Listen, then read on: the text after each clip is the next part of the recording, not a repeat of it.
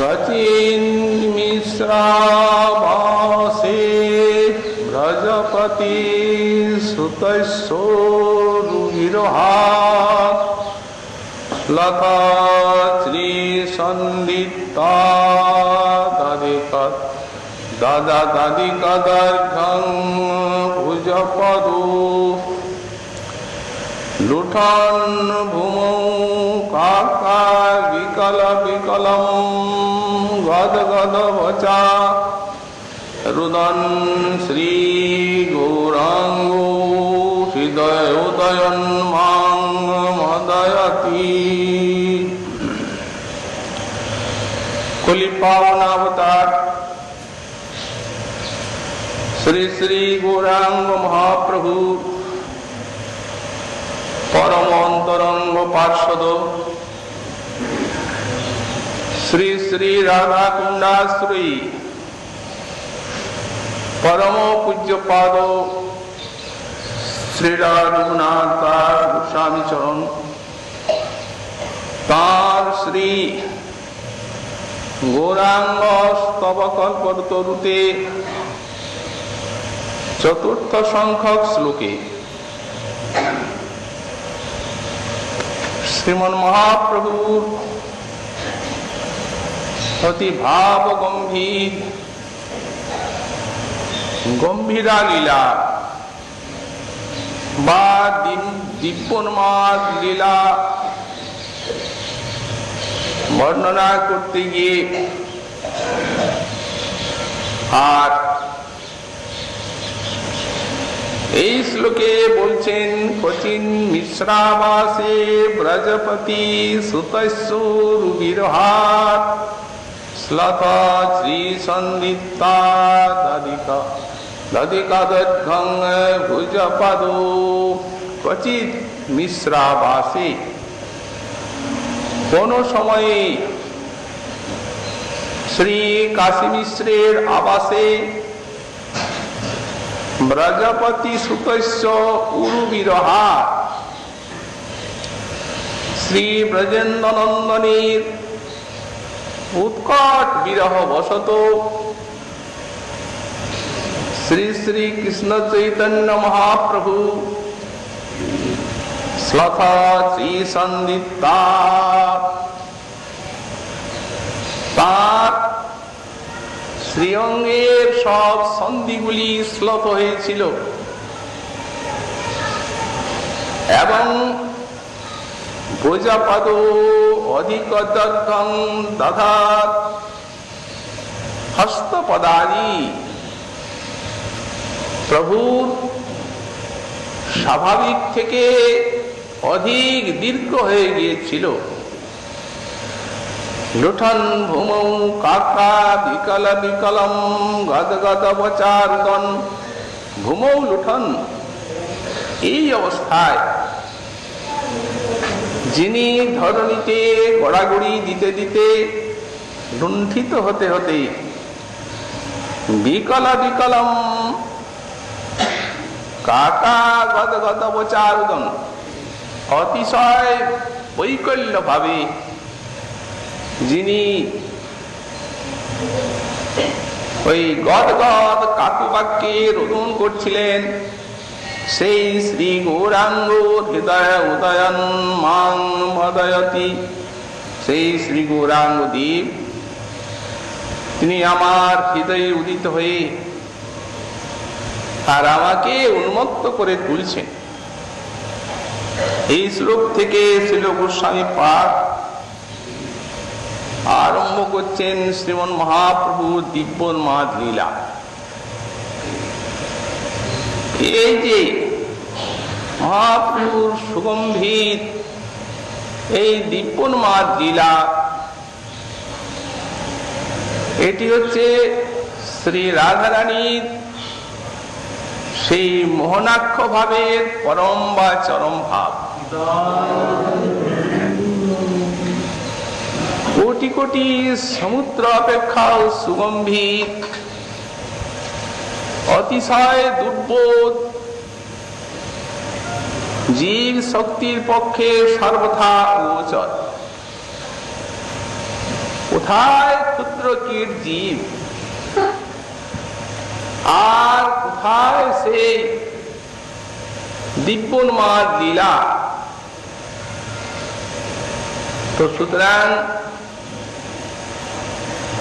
এই জীবের পক্ষে বর্ণনা করা এবং ধারণা করা সর্বথা অতি দুর্গম এবং অসম্ভব। কিন্তু ভগবানের কৃপাতে সবই সম্ভবপর হয়।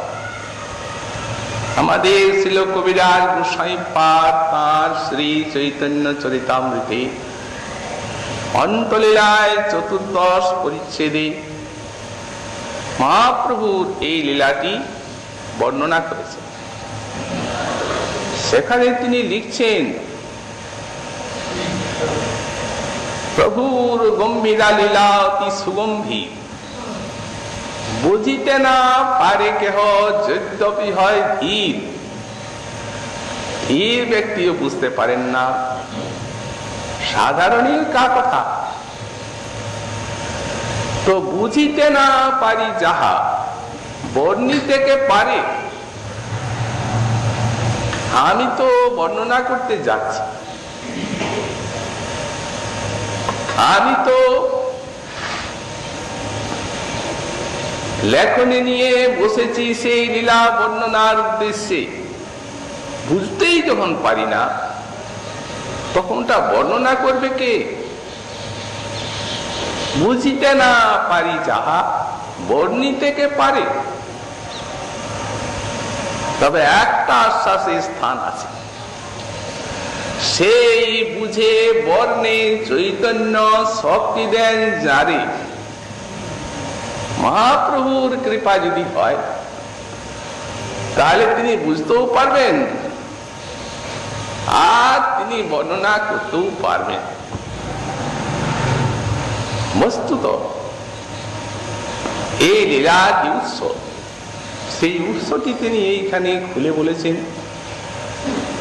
যে স্বরূপ গোসাই আর রঘুনাথ দাস এই দুই তৎকালে রহে প্রভু পাশ। স্বরূপ গোসাই আর রঘুনাথ দাস। অতএব আর যত কড়চাকর্তা রহে দূর দেশে, এই দুই সদা রহে প্রভু পাশে। এরা প্রভুর পাশে থাকেন।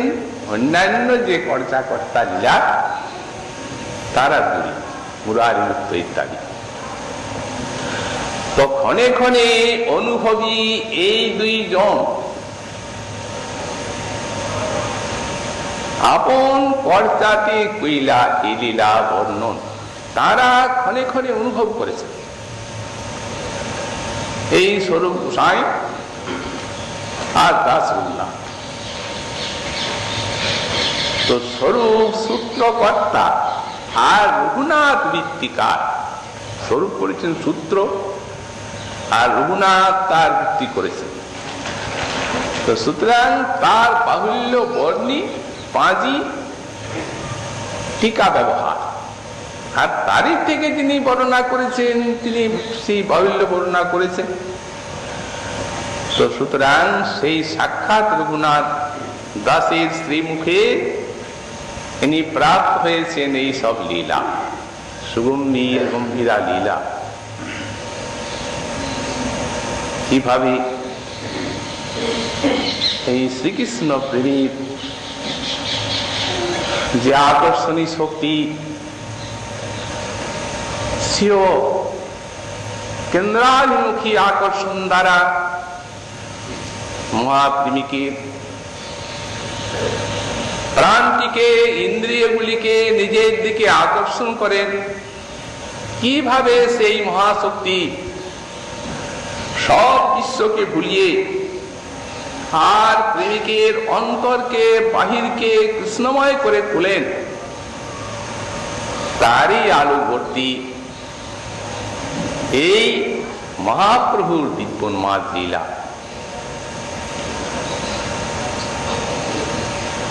রাধারানীর ভাব অঙ্গীকার করেছেন মহাপ্রভু, তার বিরোহন মা। তো সুতরাং এবং এই বিরোহন মা লীলার ভিতর দিয়ে আস্বাদন করছেন তিনি শ্রী শ্রী রাধারানীর মাধুরী, তিনি বাঞ্ছা। এই শ্লোকে গোস্বামীপাদ যখন এই মহাপ্রভুর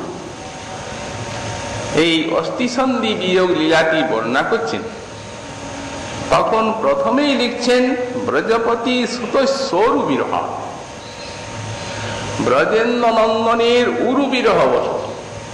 উরু মানে অতি উৎকট, ব্রজেন্দ্র নন্দনের অতি উৎকট বিরহ জনিত মহাপ্রভুর এই অলৌকিক অবস্থার উদয়, এইটি কারণ। তো সেই উৎকট বিরহটা কি?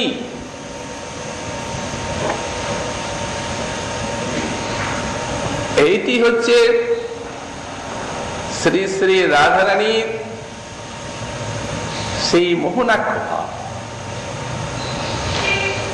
গোস্বামীপাদ আমাদের শ্রীরূপ গোস্বামীপাদ যা উজ্জ্বল লিঙ্গমণিতে লিখেছেন, এইসব ভাব রস, তার ক্রমবিকাশের ধারা কিভাবে সূক্ষ্মাতি সূক্ষ্ম রাজ্যে প্রবিষ্ট হয়ে ভাবসমূহ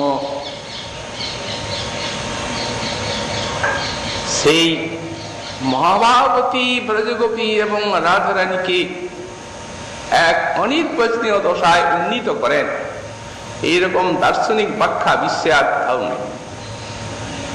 এই যা লিখেছেন শ্রীরূপ গোস্বামীপাদ তাঁর শ্রী উজ্জ্বল লিঙ্গমণিতে। এখন এই যে লিখছেন উৎকট বিরহ, এই উৎকট বিরহ যদি কিঞ্চিত আমাদের হৃদয়ঙ্গম করতে হয়, তাহলে গোস্বামীপাদ যে সেখানে ওই মোহনাক্ষ ভাবের অনুভাবগুলি দিয়েছেন, এইগুলি আলোচনা করলেই কিঞ্চিত ধারণা।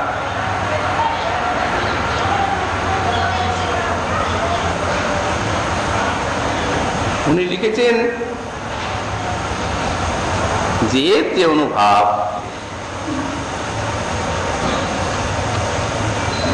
তত্রানুভাব কান্তা সৃষ্টি গোবিন্দ কান্তা সৃষ্টির মূর্ছনা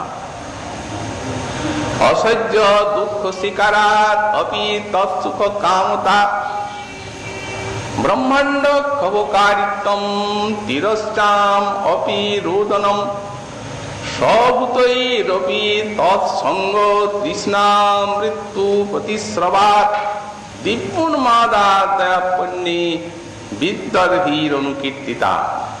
পণ্ডিতগণ এই যে মোহনাক্ষ ভাব রাধারানীর, এই মোহনাক্ষ ভাবের কয়েকটা অনুভাব বর্ণনা করেছে। অত্রানুভাব গোবিন্দে কান্তা সৃষ্টি বিমূর্ছনা, অর্থাৎ এই যে মোহনাক্ষ ভাব, এ কিভাবে এই ভাবের বিষয়ের প্রতিক্রিয়াশীল, কিভাবে ভাবের আশ্রয়ের প্রতিক্রিয়া করছে এবং কিভাবে সারা বিশ্বে ব্রহ্মাণ্ডের প্রতিক্রিয়াশীল এই মোহনাক্ষ ভাব, এখানে তারই চিত্র আঁকা হয়েছে। গোবিন্দে কান্তা সৃষ্টি বিমূর্ছনা দৃষ্টান্ত দিয়েছেন গোস্বামীপাদ সব। দ্বারকায় রত্নালয়ে গোবিন্দ রুক্মিণী কর্তৃক আলিঙ্গিত অবস্থায় আছেন।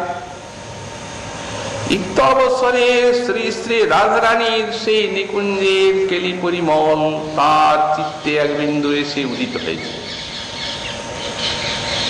যেমনি স্মৃতিতে এসেছে তেমনি কান্তালিঙ্গিত অবস্থায় তার মূর্ছা হয়ে গেছে।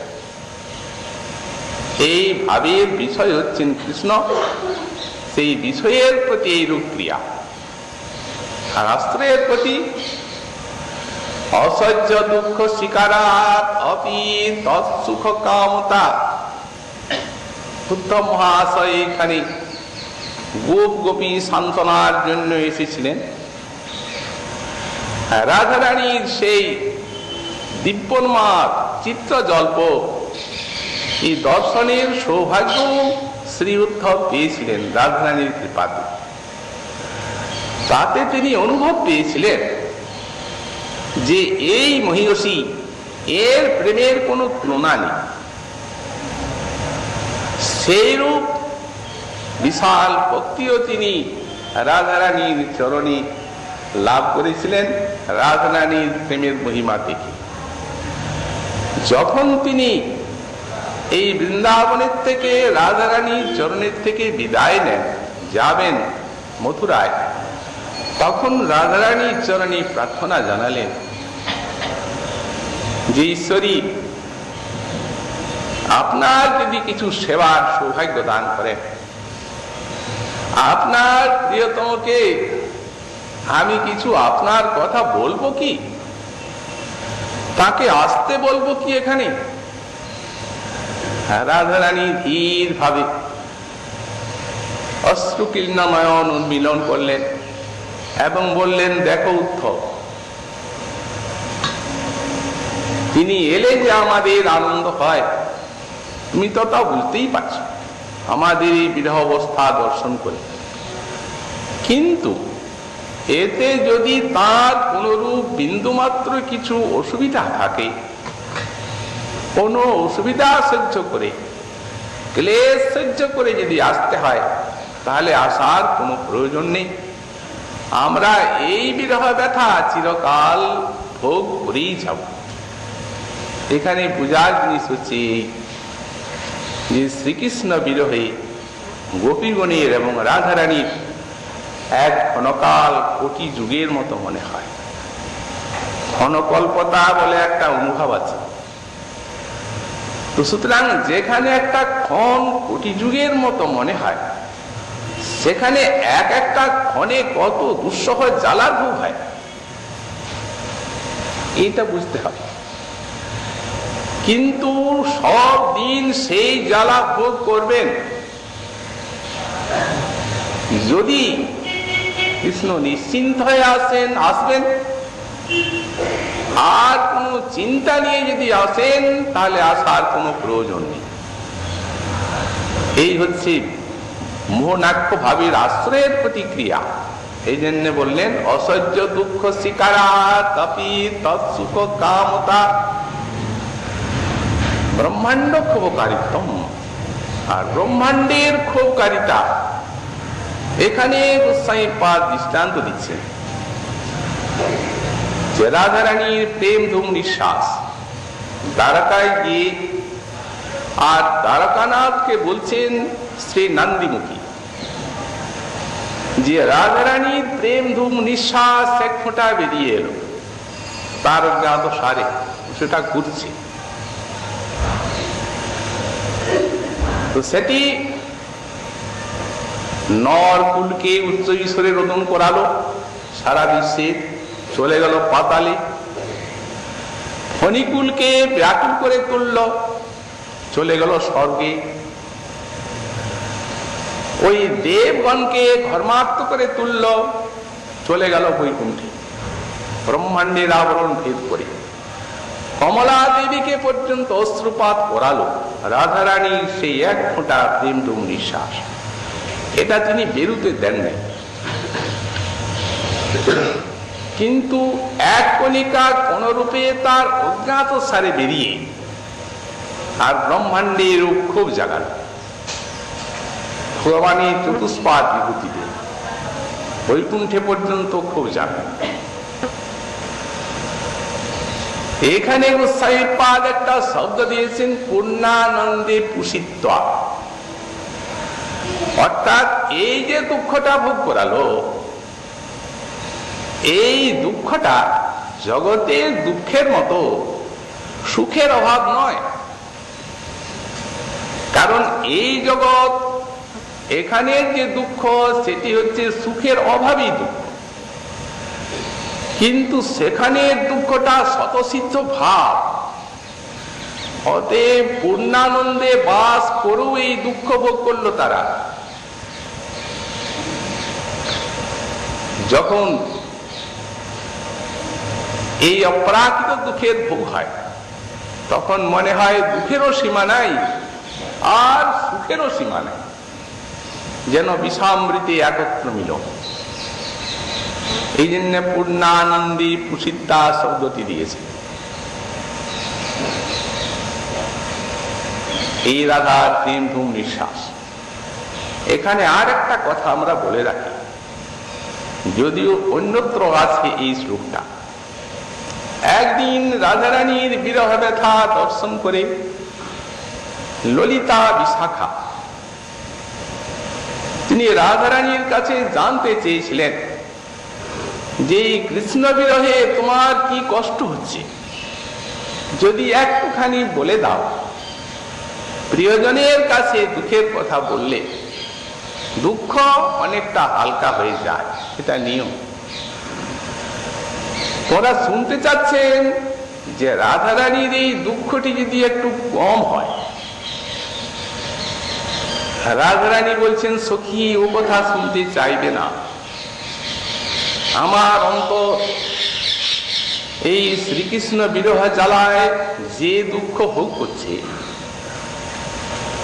যদি কোন রূপে আমার বাক্যের দ্বার দিয়ে কি নিঃশ্বাসের দ্বার দিয়ে সেই বিশাল বিরহাগ্নির এক কণিকা ধূমকণা বেরিয়ে আসে, তো অনন্ত কোটি ব্রহ্মাণ্ড পুড়ে ছাই হয়ে যাবে। তাহলে তিনি কি দুঃখটা ভোগ করছেন? এরূপ আধার।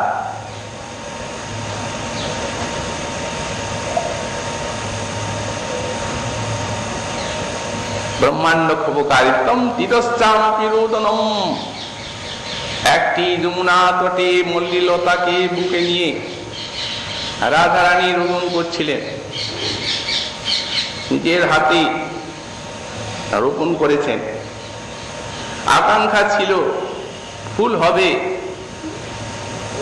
চয়ন করে নিজের হাতে মালা গাঁথবেন, প্রিয়তমকে পরাবেন। কিন্তু উনি তো চলে গেলেন। মল্লিটাকে বুকে নিয়ে কাঁদছেন, সখীগণকে বলছেন যে আমি তো এর ফুলের মাল্য প্রিয়তমকে পরাতে পারলাম না, এর তো ফুল হবেই, আমি তো মরে যাব। প্রিয়তম এলে এর মালা গেঁথে তার গলায় পরাবে এবং জানিয়ে দিবে যে এই যে মল্লির মালা সেটি রাধার হাতে রূপিত। কাঁদছে, যমুনার কচ্ছপগুলি রোদন হচ্ছে, মৎস্যগুলি পর্যন্ত উচ্চস্বরে কাঁদছে, তির্যক জাতি রোদন পর্যন্ত এই মোহনাক্ষ ভাব। সভূতৈরপি তৎসঙ্গ তৃষ্ণা মৃত্যু প্রতিশ্রবাৎ। সখীগণের নিকটে বলছে, সখী আমি আর এই দেহ রাখবো না, কারণ যখন এই দেহ কৃষ্ণ সেবায় লাগলো না, তখন এই দেহটি ত্যাগ করে আর কৃষ্ণ সেবা কর। সখীগণ বলছেন, কি পাগলিনী, আরে দেহ থাকলে তো তোমার কৃষ্ণ সেবা হবে, দেহটা ত্যাগ করলে কি করে কৃষ্ণ সেবা হয়? রাধারানী বলছেন, হবে সখী, বলছি শোনো, মরবো এমনি নয়, বিধাতার কাছে একটা প্রার্থনা করে মরবো। পঞ্চভূতের তো দেহ, ইতি অপ তেজ মরুত্ব। রাধারানীর দেহ অখণ্ড মহাভাব, নখাগ্রের থেকে শিখাগ্র পর্যন্ত মহাভাবী গড়া। কিন্তু এই নলীলাতে মনে করছেন আমি একটা তো মানবী, সাধারণ, মরে তো যাবই। তখন আমার দেহের যে পঞ্চভূত আছে, এই পঞ্চভূত এর দ্বারা যেন শ্রীকৃষ্ণের সেবা হয়, এমন প্রার্থনা করব যাহা পহু অরুণ চরণে চলি যাত, মধুবঙ্গ ধরণী ওই তো তোমার। যেখানে আমার প্রিয়তম রাস্তায় হেঁটে যাবেন, সেইখানে আমার এই দেহের ভূমি অংশ ওই মিলে থাকবে কোমল নরম হয়ে। গোবিন্দ যখন চলবেন, আহা কি কোমল নরম এই স্থান, তার সুখ হবে। এই ভূমি অংশ। যো সরোবরে পহু নীতি নীতি না হো, মজু অঙ্গ সলিল ওই তথিমাহ। আর যে সরোবরে আমার প্রিয়তম রোজ স্নান করবেন, ওই যেখানে স্নান করবেন আমার দেহের জলীয় অংশ সেইখানে মিশে থাকবে। শীতকালে হবে গরম উষ্ণ, গ্রীষ্মকালে হবে শীতল, তার সেবা। যো দর্পণে পহু নিজ মুখ চাহ, মজু অঙ্গ জ্যোতি হই তথিমাহ। আর যে দর্পণে তিনি নিজের মুখটি দেখবেন, সেই দর্পণে আমার দেহের তেজ অংশ মিশে থাকবে, তার সেবা হবে। যাহা পহু যাহা যাহা ভরময়ী জলধর শ্যাম মজু অঙ্গ। ওই আকাশ হই তথি ঠাম, যেখানে যেখানে ভ্রমণ করবেন আমার আকাশ অঙ্গ সেইখানে থাক। যো বিজনে পহু বিজয়ী গাত, মধু অঙ্গ বায়ু হই তথি মাত।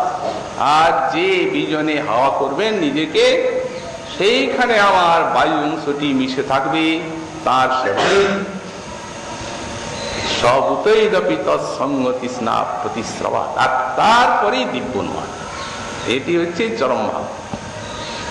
দিব্যোন্মাদা দয়াপন্নী বিদ্যাধীর অনুকীর্তিতা। তো এই দিব্যোন্মাদটি হচ্ছে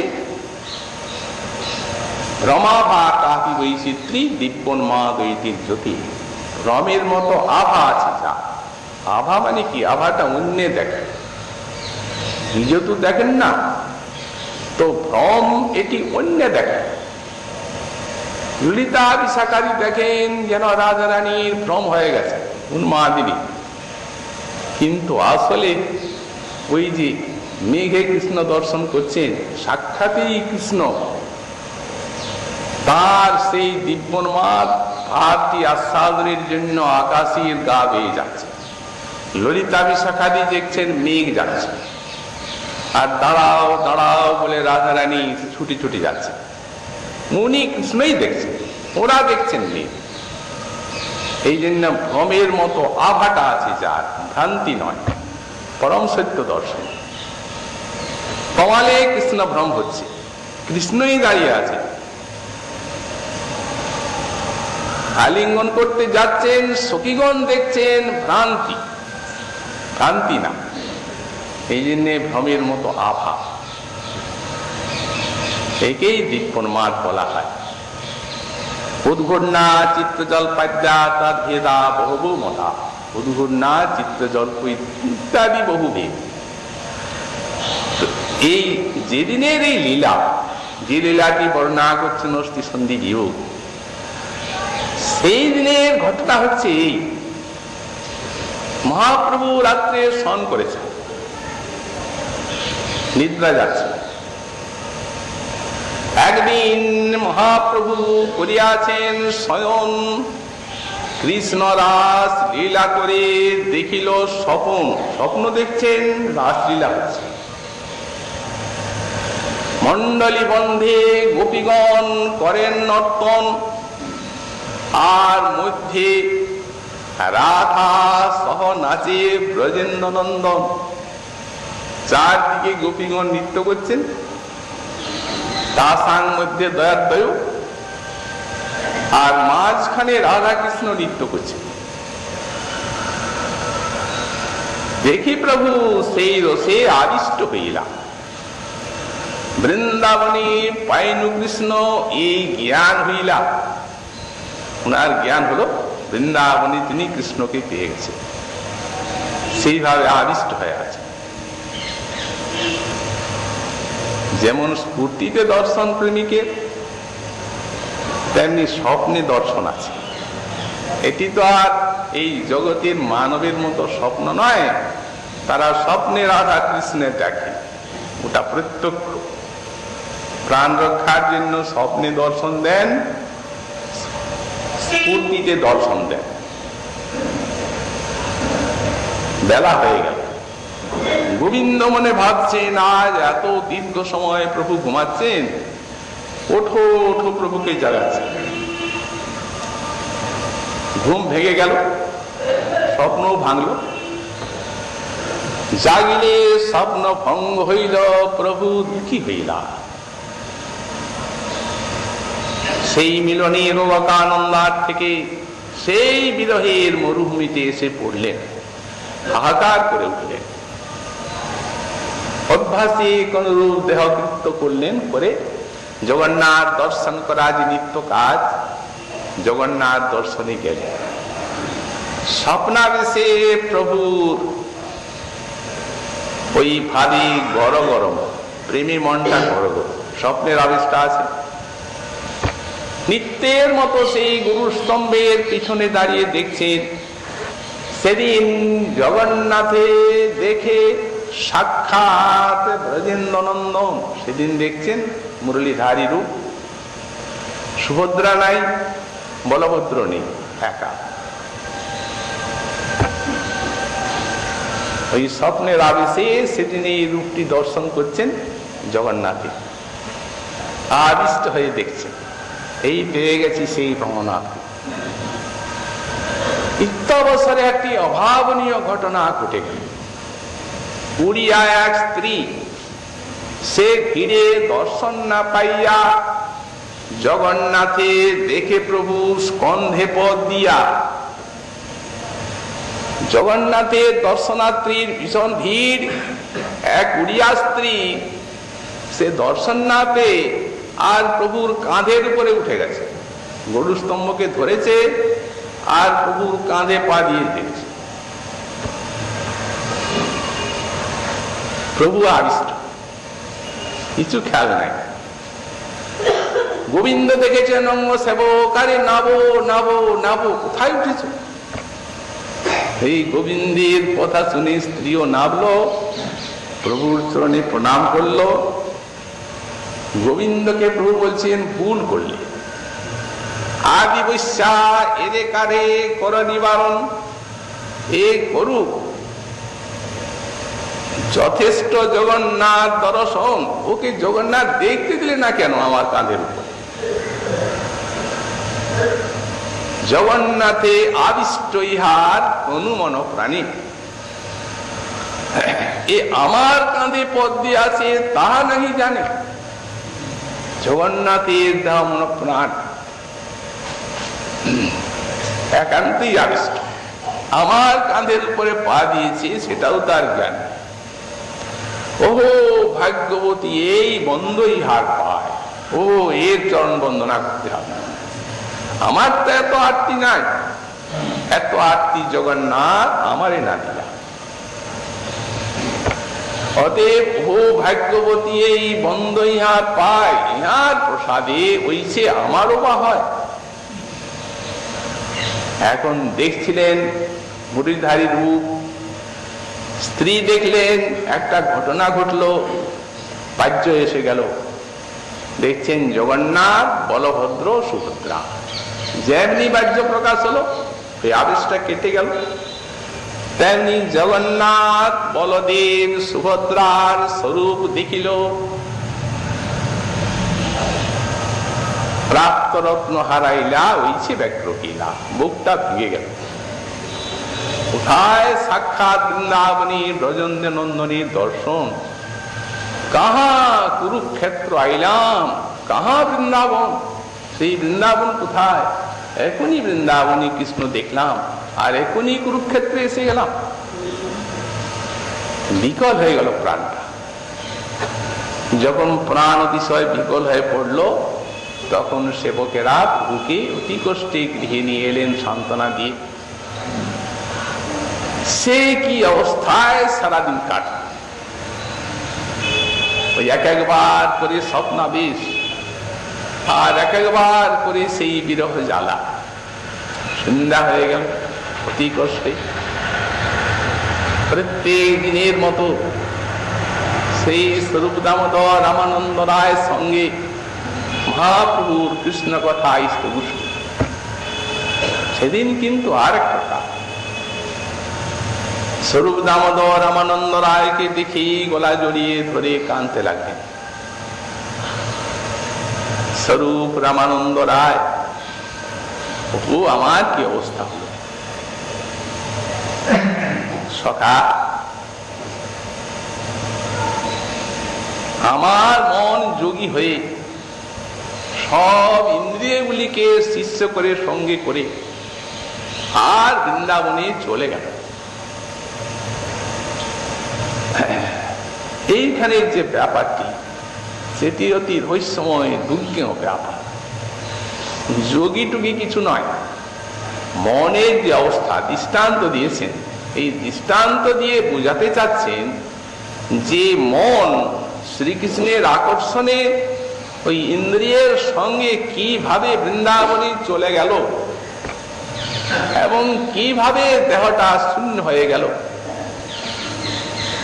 এই কষ্টের, এই ব্যথার সীমা নেই। প্রলাপ করতে লাগবে। কৃষ্ণলীলা মন্ডল, শুদ্ধ শঙ্খ কুণ্ডল, সখা গড়িয়াছে সুখ কারিকর, সেই কুণ্ডল কানে পরি, কৃষ্ণালাও থালি ধরি, হাসাজুলি কাঁধের উপর। এই যোগীর বর্ণনা হচ্ছে। যোগীর বর্ণনাটি দৃষ্টান্ত, লক্ষ্য রাখতে হবে আসল বিষয়বস্তুর দিকে, কি কথা বলছে। কৃষ্ণলীলা মন্ডল, শুদ্ধ শঙ্খ কুণ্ডল, এই জাতীয় যে যোগী পূর্বকালে এদিকে মহাবাউল বলা হয়, তারা অনবরত কৃষ্ণ ধ্যানে আবিষ্ট থাকতেন। বিশ্ব তাদের নিকটে শূন্য হয়ে যায়, কৃষ্ণ ছাড়া আর কিচ্ছু নেই। উন্মাদের মতো কৃষ্ণের আকর্ষণে সব ত্যাগ করে আর তারা একান্তে ওই বৃন্দাবনে চলে যেতেন পরম বৈরাগ। তো সেই যোগীর সঙ্গে দৃষ্টান্ত দিচ্ছে। কৃষ্ণলীলা মন্ডল, শুদ্ধ শঙ্খ কুণ্ডল, গড়িয়াছে সুখ কারিকর। তার মানে ভাগবতে যে সুখ কারিকর সুখদেব কৃষ্ণলীলা বর্ণনা করেছে, সেই কুণ্ডল কানে পড়ি, অর্থাৎ সব কথা শ্রবণ করে কৃষ্ণ কথা, ওই কানের কুণ্ডল। কৃষ্ণালাও থালি ধরি, কৃষ্ণ পাওয়ার যে পিপাসা, সেই পিপাসারূপ ওই থালি হাতে আছে, ভিক্ষাপাত্র। আশা ঝুলি কাঁধের উপর, আর কাঁধের উপরে আছে আশা, আশাবন্ধ কৃষ্ণ প্রাপ্তির আশারূপ ঝুলি। কৃষ্ণালাও অলাবু আছে, লাউ পাত্র জল পাত্র, আর আশা ঝুলি কাঁধের উপর। চিন্তা কথা উড়ি গায়, ধুলি বিভূতি মলিন কায়, হা হা কৃষ্ণ প্রলাপ উত্তর, উদ্বেগ দ্বাদশ হাতে,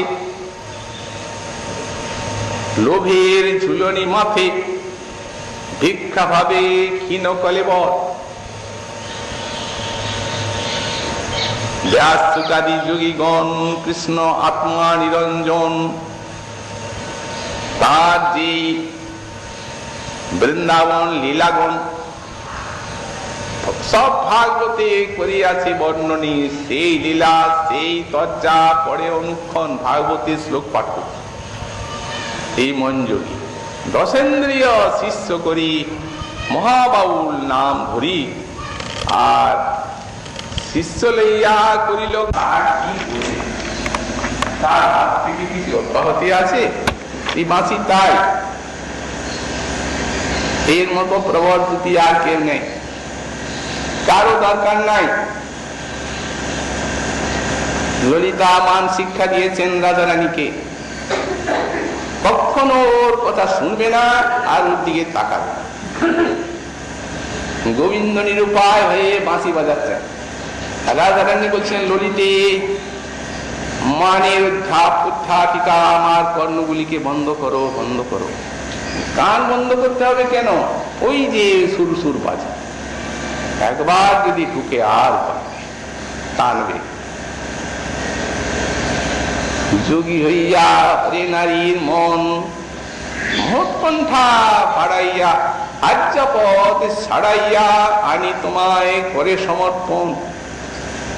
ধর্ম ছাড়াও বেনুদ্বারে হানো কটাক্ষ কাম সরে। একে তো টেনে আনলে বেনুর আকর্ষণে, আর এখানে আবার কটাক্ষ করছো, বুকে সেই পঞ্চমান আনছ।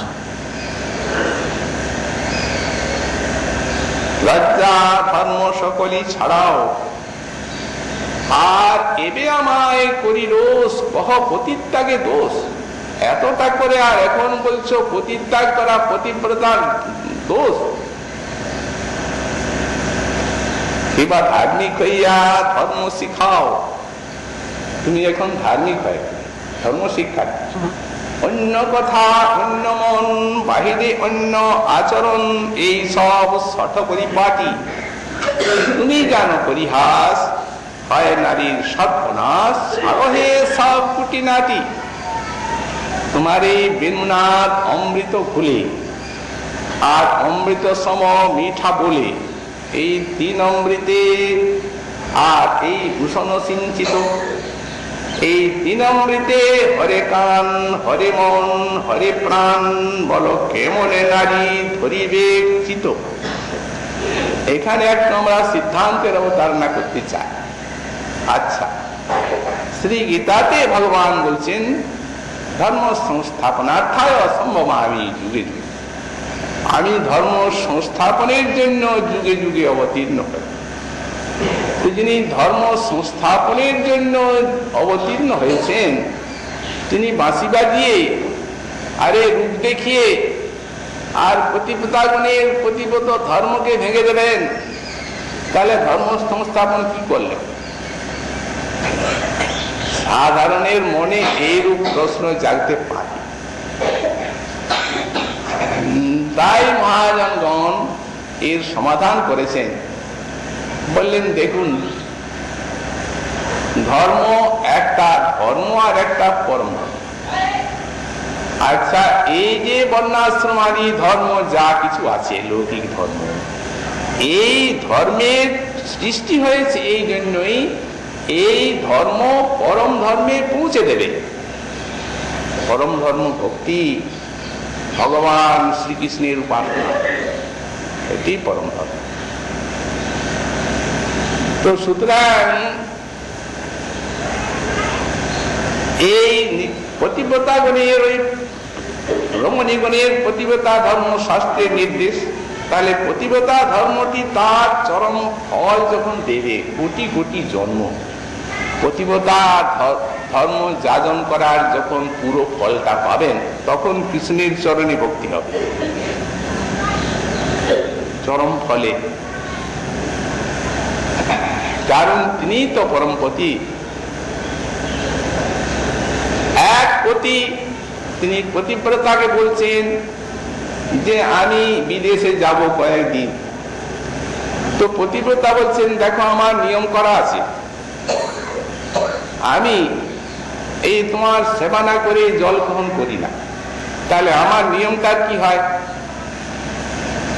দেখো আমারও বিদেশ যাওয়া হোক, কাজ হোক, আর তোমারও এই নিয়মটা থাক। এই ফটোটা একটা চিত্রপট দিচ্ছেন নিজে, এইটাকে সেবা করবে আর খাবে। এখন পতিব্রতা নিষ্ঠার সঙ্গে ফটো সেবা করতে থাকে। একদিন ফটো সেবা, ফটোকে নিয়ে সেবা করছেন পতিব্রতা, আর আসল পতি দরজায় কোড়া নাড়ছে, ওগো দরজা খোলো আমি এসে গেছি। তো তখনও কি ফটো নিয়ে থাকবে না? ঘরটা দরজাটা খুলে পতি সেবা নিয়ে ধন্য হবে। তো তেমনি পতিব্রতাকে পতি সেবা দিয়েছেন। এই পতি সেবা করে পরমপতি আমার ভজনের জন্য হৃদয়টাকে তৈরি করে যাও। পতি সেবা করতে করতে, পতি সেবা করতে করতে যখন ভগবান এসে হৃদয় দরজায় কড়া নাড়বেন, ওগো এরপর আমি তোমার হৃদয়ে বসবো, তখন কি বন্ধই রাখবে? তখন তো বসিয়ে দেবে। আর পতিব্রতা যদি অন্য কারো ভজন করে, তখন পতি তাকে ত্যাগ করে। আর পতিব্রতা যদি কৃষ্ণ সেবা করে তখন পতি নিজে ধন্য বলে নিজেকে মনে করে। এই তো নিয়ম। আর এদের কথা স্বতন্ত্র, এরা তো তার সাক্ষাৎ স্বরূপ শক্তি।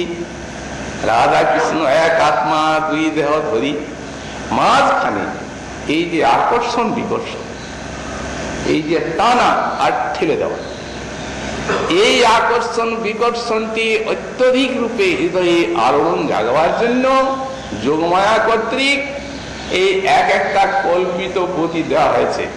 পতিন্মন্য গোপরা কিছু না, ওটা একটা অভিমান স্থাপনের জন্য। কারণ যতক্ষণ পর্যন্ত বস্তু দুর্লভ বোধ না হয় ততক্ষণ পর্যন্ত আকর্ষণ জাগে না। মহিষীগুলো তো আছেন দ্বারকার মহাভক্ত, শ্রীজিৎ গোস্বামী পাদকে অনেক স্বকীয়বাদী বলেন, কিন্তু উনি শ্রী উজ্জ্বলের টিকাতে পরিষ্কার লিখে দিয়েছেন, পরকীয় ভাব না হলে প্রেম কখনো মহাভাবে ওঠে না। এই প্রযোগোপিতই মহাভাব। তো এটা তো একটা যোগমায়ার খেলা, আসলে তো তার নিজেরই আনন্দের শক্তি।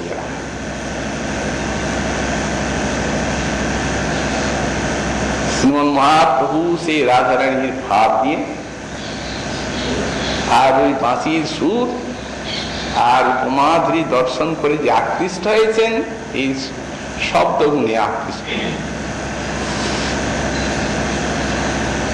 তাই বলছেন কি করে ধৈর্য ধারণ করবো বল। কণ্ঠের গম্ভীর ধ্বনি, তোমার কণ্ঠের যে গম্ভীর নাদ, এ কত মধুর, অমৃত যিনি, সেই ধ্বনি আমার অন্তরে আকর্ষণ জাগিয়েছে। কৃষ্ণকে লক্ষ্য করে বলছেন মহাপ্রভু, সে অমৃতের এক কোণ কর্ণচকুর, জীবন কর্ণচকুর দিয়ে সেই আসে। ভাগ্যবশে কবু পায়, অভাগ্যে কবু না পায়, না পাইলে মরয়ে পিপাসে, যখন পায় না তখন পিপাসায় মরে যায়। দেবাবেনু কলধ্বনি, একবার তাহা শুনি জগন্নারী চিত্ত আউলায়, তাদের নির্বন্ধ করে খুশি, বিনামূল্যে তারা হয় দাসী, বাউরি হইয়া কৃষ্ণ পাশে যায়। অন্যের কথা দূরে থাক, আমরা তো কে, আবিরি জাতি,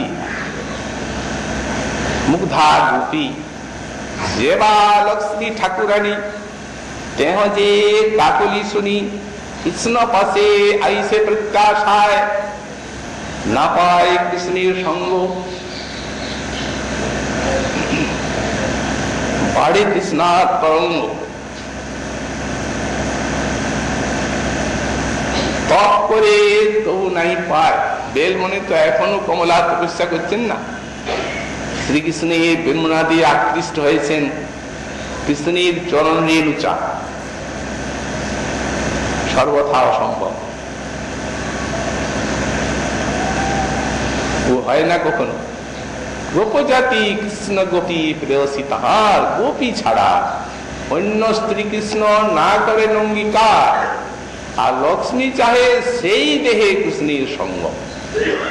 কমলা দেবী যদি রাধারানীর দাসী হয়ে যেতেন, সখী যদি পায়ে পড়তেন তো ওটা হয়ে যেত, কিন্তু উপায় তো নাই। যতক্ষণ হাড়িটা কাঁচা থাকে না পুড়ে, ততক্ষণ ওটাকে ভেঙে সেই মাটির দ্বারা আপনি অন্য কিছু ঘর সরাব করতে পারেন, কিন্তু একবার যদি আগুনে পুড়ে গেল পুনরায় আর কিছু হবে, তো পাকা। কমলা দেবী আসবেন কি করে ঐশ্বর্যের রানী? ঐশ্বর্যের রানী মাধুর্য ভাবে আসতে পারেন না, এবং ঐশ্বর্য ভাবে না পাই ব্রজে ব্রজেন্দ্র নন্দন, রাগ ভক্তি ব্রজের সঙ্গ ভগবান পায়। আর বিধিভক্তে পার্শ্বদ দেহে বৈকুণ্ঠে যায়, যান ঠাকুরানী, ওইখানে আমি আছি নারায়ণ স্বরূপে, ওইখানে যান। এখানে তো হবে না, হচ্ছে না। তবে যাচ্ছেন না কেন? কৃষ্ণ নারায়ণ একই স্বরূপ, এই তো শাস্ত্রের বাণী। কৃষ্ণ এবং নারায়ণ তো একই স্বরূপ, দুটো নয়। তো এখন যখন হচ্ছে না, আপনি এইখানে এলেন হরিকথা শুনতে, যদি বন্ধ থাকে তো এখানে বসেই থাকবেন না, ঘরে যাবেন। তো কমলা ঠাকুরানী যে এলেন কৃষ্ণকে পাবো বলে, বাঁশি সুরে আকৃষ্ট হয়ে, তো এখানে পেলেন না, পাবেন না। কারণ গোবিন্দের থেকে বড় যাদের কথার দাম, তারা বলেছেন নারায়ণ শ্রীঅঙ্গ নিতান্ত অতি প্রসাদ, ব্যাসদেব। গোবিন্দ তো কোনো সময় মিছা কথাও বলে, ওর কথা ছেড়ে দিন, ব্যাস মিছা বলবে। উনি লিখে দিয়েছেন, পাবেন না কমলা দেবী যতই তপস্যা, নারায়ণ শ্রীঅঙ্গ নিতান্ত অতি প্রসাদ। তবে কেন আছে? এই যে মাধুর্যে আটকে রেখেছে, যেতে দেয় না। পায় না পাবো, গোবিন্দ চিন্তা করে এইখানেই থাকবো, আর বৃন্দাবন ছেড়ে যাব না। একটি স্বরূপে কমলা দেবী বৃন্দাবনে তপস্যা করে জানিয়ে দিচ্ছেন যে গোবিন্দের মাধুরী নারায়ণের থেকে অনেক আকর্ষণময়, এবং সেই মাধুরীর আতিশয্য এত যে যদি নাই পাওয়া যায়, বৃন্দাবনে বাস করে সেই মাধুর্য চিন্তা করা ভালো, যে ঐশ্বর্যের রাজ্যের কচকচিতে আর যাওয়া যাবে। উনি বুঝিয়ে দিচ্ছে এইখানে থেকে একটা স্বরূপ। এই জন্যই তো মহাপ্রভু বললেন না, লক্ষ্মী নারায়ণ একই, এই শ্রী গোপী লক্ষ্মী একই স্বরূপ। গোপী রূপে লক্ষ্মী করে কৃষ্ণ সংজ্ঞাসার। সুতরাং ঈশ্বরত্বে ভেদ মানিলে হয় অপরাধ। যদি কেউ বলেন যে কমলা দেবী পাচ্ছেন না এখানে, আর আমি একটা সাধকে পাচ্ছি, আমি কমলা দেবীর থেকে তাহলে বড় হয়ে গেলাম, অপরাধী মৃত্যু। কারণ ওই কমলা তো আস্বাদন করছেন গোপী রূপে, একই জিনিস তো। গোপী রূপে লক্ষ্মী করে কৃষ্ণ সংজ্ঞাসার, ঈশ্বরত্বে ভেদ মানিলে হয় অপরাধ। বড়ে তৃষ্ণার তরঙ্গ কমলা তপ করে তবু নাই পায়।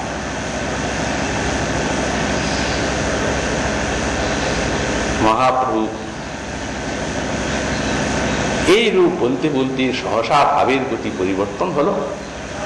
মহাপ্রভুর হৃদয়ে ভাব সাবল্য যাবে। চারটা জিনিস, যেমনটা সমুদ্রে উঠছে তরঙ্গ ঢেউ, আবার উঠছে, দুটো উঠছে, আবার অনেকগুলি উঠছে, মর্দন হচ্ছে, তেমনি ভাব সিন্ধুতে ভাবগুলি চার প্রকারে উঠে ঢোকে। একটিকে বলা হয় ভাবোদয়, ওই ভাবটি জাগলো।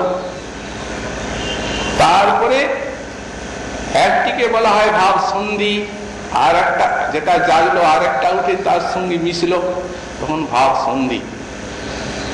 আর একটিকে বলা হয় ভাব সাবল্য, যখন অনেকগুলি ভাব উঠে আর মিশলো এক জায়গায়, তখন তাকে ভাব সাবল্য বলা হয়। আর যে ভাব উঠলো সেই ভাব যদি একবার ডুবে গেল, তখন তাকে বলা হয় ভাব শান্তি। এই চার কথা। ভাবময় মহাপ্রভু সেই ভাবের তরঙ্গে ভাসতে ভাসতে সহসা অন্তরে সেই ভাব সাবল্যের উদ্রেক। ভাব সাবল্যে রাধা উক্তি লীলা সুখী হইল স্ফূর্তি, সেইভাবে পরে এক শ্লোক। তখন শ্রীকৃষ্ণ কর্ণামৃতের একটা শ্লোক পাঠ করছেন, কিমিহ কিনুম কৈশ্যব্রুম কিত কিত মাসায়া কথয়ত কথমন্যাং ধিন্যাং অয়ু হৃদয়েশ মধুর মধুর স্মেরাকারী মনোনয়নোৎসবে কৃপনে কৃপনে কৃষ্ণা কৃষ্ণা চিরং বতলম্বতে। লীলাসুখী স্ফূর্তি হলো শক্তি পরে প্রাপ্ত করতে। এই কৃষ্ণের বিরোহী তখন স্বরূপ দামোদর রামানন্দ রায় ললিতা বিশাখা উদ্বেগে মন স্থির নহে, প্রাপ্ত পায় চিন্তন না যায়। যেবা তুমি সখীগণ বিষাদে বাবুল মন, সখী কারে পুছো কে কহে উপায়। তোমরাও তো আমার মতো কাঁদছো, তোমরা আর আমার কি উপায় বলে দেবে, তাকে জিজ্ঞাসা করবো। আহা সখী, কহ সখী কি করি উপায়, কিন্তু স্থির তো থাকতেও পারছি না, বলো কি উপায় করবো। কাহা করো কাহা যাও, আমি কাহা গেলে কৃষ্ণ পাও।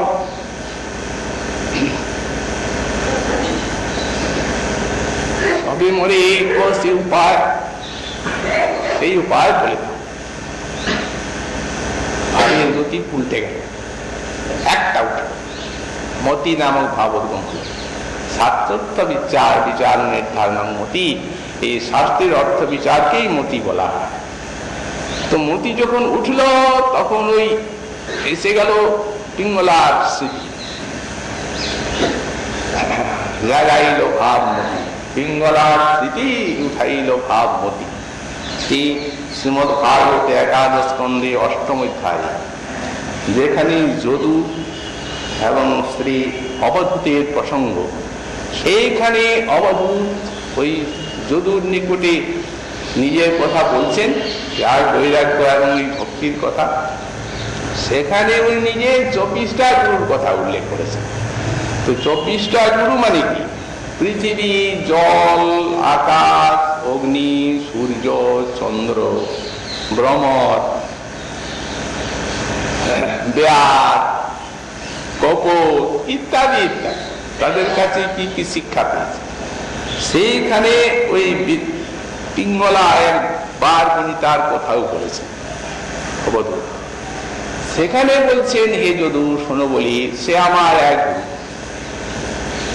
বিদহনগরে সেই বারবণিতা, তার নাম পিঙ্গলা। সে একদিন সন্ধ্যায় সুসজ্জিত দেহে ওই দরজার কাছে দাঁড়িয়ে দেখছে কে তার ঘরে আসে। ভিতরে ঢুকছে বেরিয়ে যাচ্ছে, ঢুকছে বেরিয়ে যাচ্ছে, কে আসবে, কিন্তু কে এলো না। অনেক গভীর রাত হলো যখন, তখন তার হৃদয়ে নির্বেদ এসে গেল। হঠাৎ সে মনে চিন্তা করছে, ও এই যে রক্ত মাংস অস্থিবিষ্ঠা, এই মল মূত্রের যে ভাণ্ড পুরুষ দেহ, সেই দেহে আমার এত আসক্তি। আমি যদি আসক্তিটি গোবিন্দে রাখতে পারতাম, তাহলে তো আমার জীবন ধন্যই হয়েছে। ওহো, নিশ্চয়ই আমার প্রতি ভগবানের কোনো সেবা আছে, যার জন্য আমার মতো যে পাপিয়সী, তার এই মতিটা হলো। কি ছিল এই একটা পাপিয়সী বারবণিতা? হঠাৎ তার মনটা পাল্টে গেল গোবিন্দ ভজনের দিকে। কেন হল? ব্যাখ্যাকার লিখেছেন, সেই দিনই সন্ধ্যাকালে একজন মহাত্মা সেইখানে আগমন করেন। তিনি তো জানেন না এটা যে বারবণিতার স্থানটি বেশ ভালো, একটি বৃক্ষের তলে একটু বিশ্রাম করবেন, বাগান টাগান আছে বাড়ির বাইরে। তখন সেই দেখতে পায় পিঙ্গলা, দেখে সেই স্থানটাকে মার্জন করে দেয়, ওনার বসার জায়গা। এই সাধু সেবা উল্টে গেল সব। ওই এক মুহূর্তে সাধু সেবাতে সব গেল, এসে গেল ভজনের আকাঙ্ক্ষা প্রবল। কৃষ্ণ ভজনের আকাঙ্ক্ষা নিয়ে আর পিঙ্গলার উক্তি আছে, আশা হি পরম দুঃখম নৈরাশ্যং পরম সুখম। আশাই দুঃখ, নৈরাশ্যই সুখ। তখন সন্তর্য কান্তাসান সুখং সুসাব পিঙ্গলা, তখন কান্তাসাকে ত্যাগ করে দিব্যার আমি ঘুমাল, ভক্ত হয়ে গেল। তো সেই স্মৃতি প্রভু হৃদয়ে জাগল। প্রভু বলছেন, সখীগণ, এই আশাই দুঃখ। অতএব এই দুঃখের থেকে ত্রাণের উপায় দেখছি, কৃষ্ণ আশা ছাড়ি দিয়ে দেখিয়ে উপায়ে। আশা ছাড়িলে সুখী হয় মন। অতএব সখীগণ, ছাড়ি কৃষ্ণ কথা অধন্য, কথা ধন্য যাতে কৃষ্ণের হয় বিস্মরণ, কৃষ্ণ কথা আর বলবে না, অন্য কথা যেন কৃষ্ণকে ভুলতে পারে। উনি আর ভুলবেন কি করে? তো অন্তরে বাহিরে কৃষ্ণ, মনের দিকে তাকাচ্ছেন, ভুলতে পারবো কি? ভুলিতেই হইল স্মৃতি, চিত্তে হইল কৃষ্ণ স্ফূর্তি। সখীকে কহে হইয়া বিস্মৃতে, ওরে যারে চাহি ভুলিতে, সেই শুইয়া আছে চিতে। হৃদয়ে ঘুমাচ্ছে, হৃদয়ে ওয়া কি করে ভোলা যায়? যে হৃদয়ে শুয়ে আছে তাকে ভুলবে কি করে? কোন মতে না পারি ভুলিতে, কৃষ্ণে করে রাধা ভাবের স্বভাব পান, কৃষ্ণে করায় কামজ্ঞান। এই কামজ্ঞানে ত্রাস হইল চিতে, একটা ভয় উঠে গেল। ওই যে কহে যে জগত মারে, সে বসিল অন্তরে। মার ওই কন্দ ভিতরে শুয়ে আছে। এই বৈরী নাদে পাশরিতে সবটা অৎসুকে প্রাবণ্যে জিতি অন্য ভাব সন্ন্যে উদয় করিল নিজ রাজ্য মনে। সবগুলার সমর্থ যে হচ্ছিল একটা করে একটা উৎকণ্ঠা সবকে জয় করে দিল, সব হেরে গেল।